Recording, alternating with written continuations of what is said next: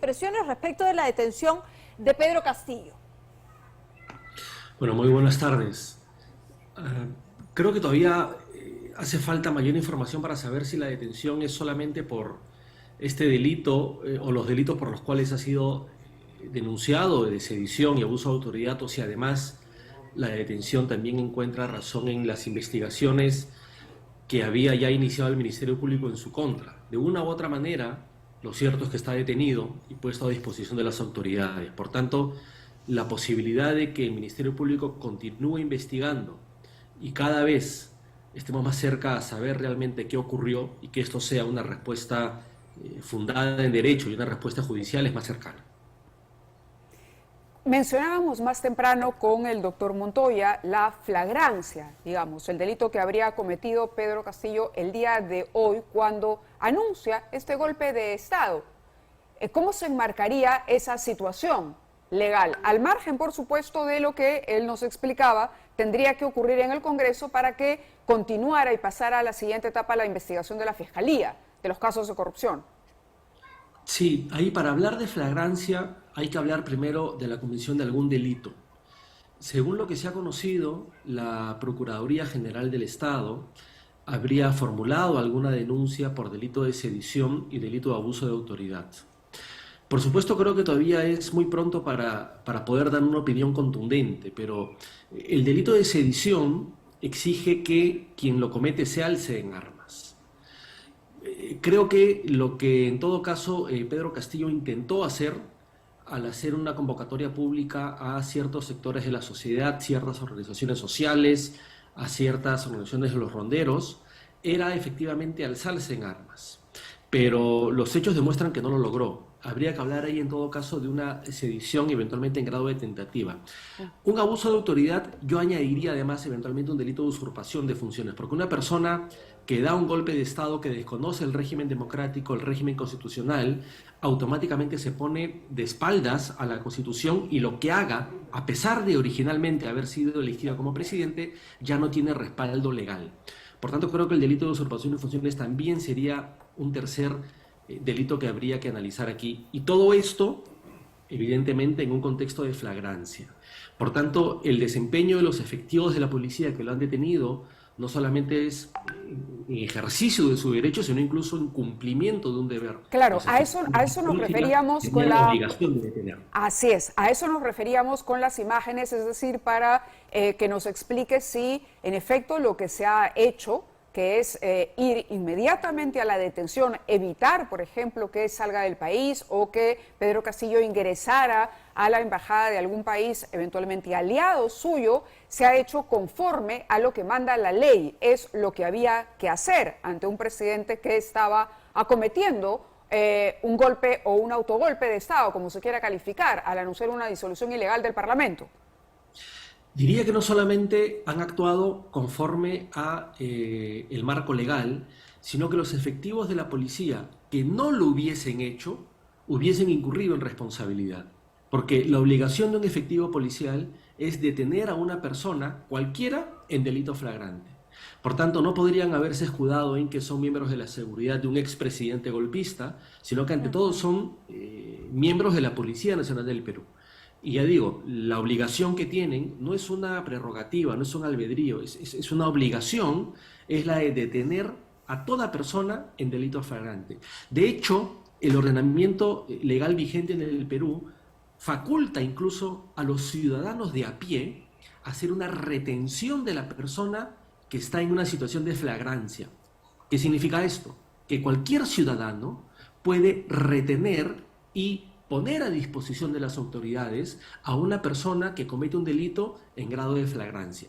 Por tanto, felizmente no fue necesario porque hubiese sido tal vez una situación incómoda o peligrosa, pero no solamente los efectivos policiales han actuado en cumplimiento de su deber, sino que cualquier persona tiene derecho de ponerse del lado del ordenamiento jurídico y retener y poner a disposición de las autoridades a una persona que está cometiendo un delito en flagrancia. Sin duda son horas cruciales, no solo con el trabajo policial, sino que lo comentaba más temprano el doctor Montoya. Tendría que sesionar permanentemente el Congreso para que se dé curso a varias de las acusaciones constitucionales. ¿Es este el caso? ¿Alcanza también a los ministros?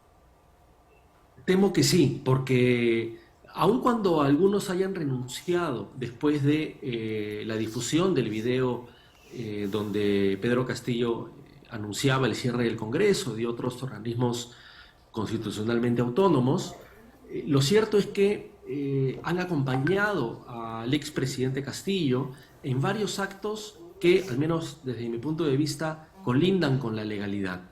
Por ejemplo, el haber participado y suscrito un acta de un acuerdo de un Consejo de Ministros en donde desconocían un pronunciamiento del Tribunal Constitucional y desconocían una ley que, guste o no, regula el pedido de confianza que puede formular un presidente de la República. Así hay otros actos donde este Consejo de Ministros y otros ministros que han estado en el cargo, de alguna manera han contribuido a que llegue a una situación absolutamente ilegal. Insisto, por más que renuncien minutos después del anuncio del golpe de Estado, y por más que lo hagan diciendo que son defensores de la democracia, personas demócratas, lo que debe analizarse en términos jurídico-penales es el desempeño que han tenido como ministros de Estado. ¿Qué actos del presidente han refrendado? ¿Qué actos del gobierno han suscrito y cómo los han defendido? Claro, ya el hecho de haber dado por denegada la confianza, ¿no?, en un acta de Consejo de Ministros, haber firmado esto que estaba claramente encaminado, ¿no?, a provocar al Parlamento, con una segunda cuestión cuando ya se hablaba de la intención del gobierno de cerrar el Congreso, eso es una responsabilidad compartida por todo el gabinete que en ese momento participó, porque se había pronunciado, como usted ha dicho, el Tribunal Constitucional, estaba impedido el Ejecutivo de hacer cuestión de confianza por la materia que lo hizo, ¿no? Todas las circunstancias los ponían al margen de la ley desde ese momento incluso.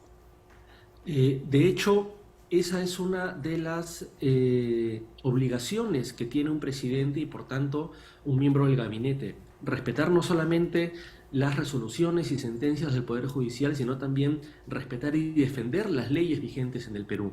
Cuando un presidente, su premier y su gabinete entero suscriben un acta diciendo que desconocen una ley que ciertamente les resulta esquiva, pero es una ley vigente en el Perú, eso, digamos, es una vulneración a lo que establece la Constitución y es una infracción constitucional.